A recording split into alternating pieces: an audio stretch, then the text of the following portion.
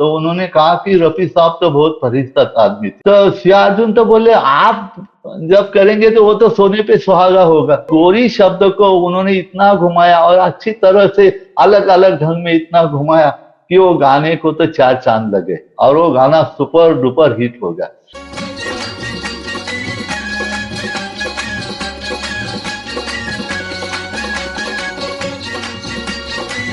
नमस्कार, मैं हूं विनोद विप्लव। आप देख रहे हैं अपना पसंदीदा चैनल ग्रेट लीजेंड्स और आज हम बात करेंगे मराठी के प्रमुख लेखक सुभाष चंद्र जाधव जी से, जिन्होंने रफ़ी साहब पर 3 किताबें लिखी है और उन्होंने रफ़ी साहब से मुलाकात भी की है और उन्होंने रफ़ी साहब की कई रिकॉर्डिंग में गए भी हैं।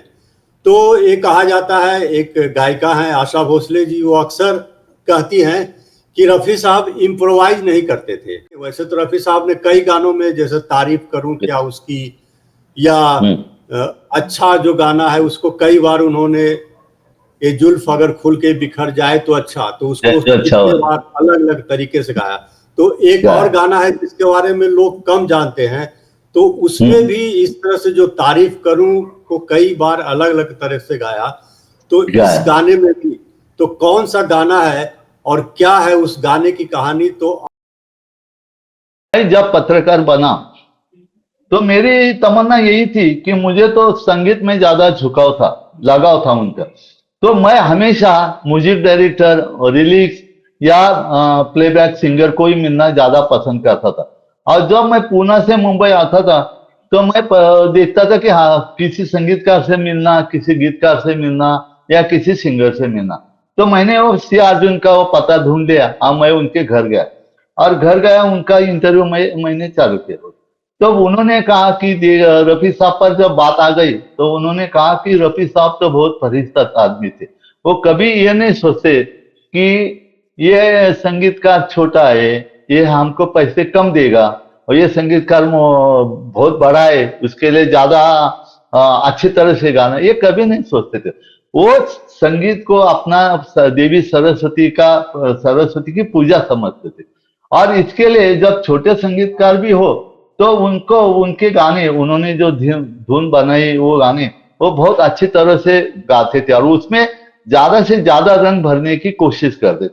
सिया अर्जुन साहब ने मैं और मेरा भाई नाम की एक फिल्म थी और उस फिल्म के लिए गाने की तर्ज बनाई थी और वो गाना था कि गोरी जुल्म करे जुल्फ का बिखर जाना, गोरी जुल्म करे जुल्फ का बिखर जाना, ओ बिखर जाना है बिखर जाना।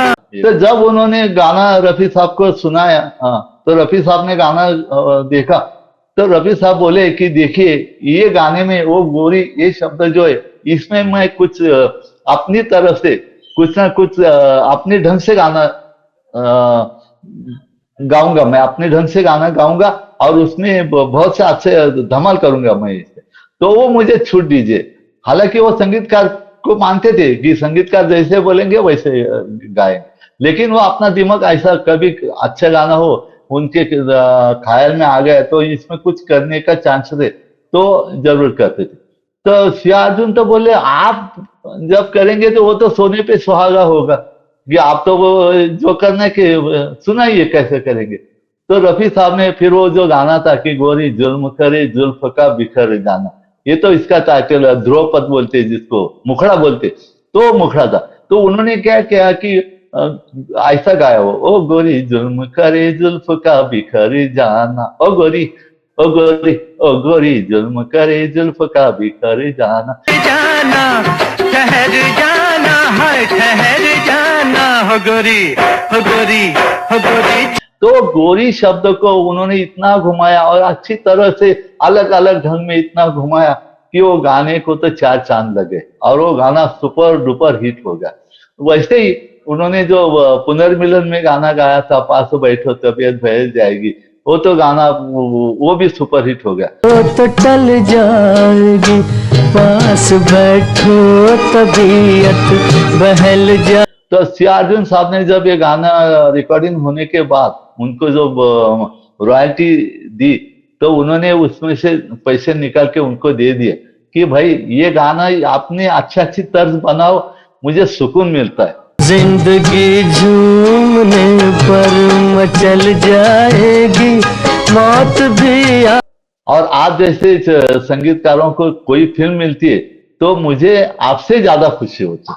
तो दोस्तों, आपने देखा सुना सुभाष चंद्र यादव जी से कि किस तरह से रफी साहब ने अपने आप खुद उस गाने को इम्प्रोवाइज किया।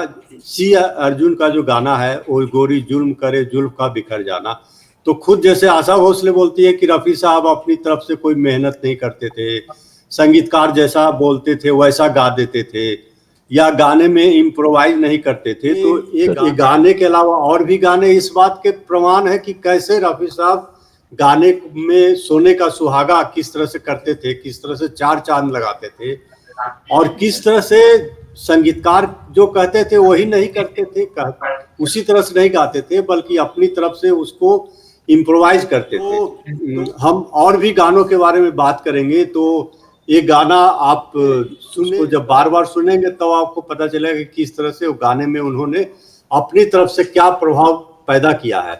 तो और भी हम बात करते रहेंगे और भी गानों के बारे में। तो आज के लिए बस इतना ही।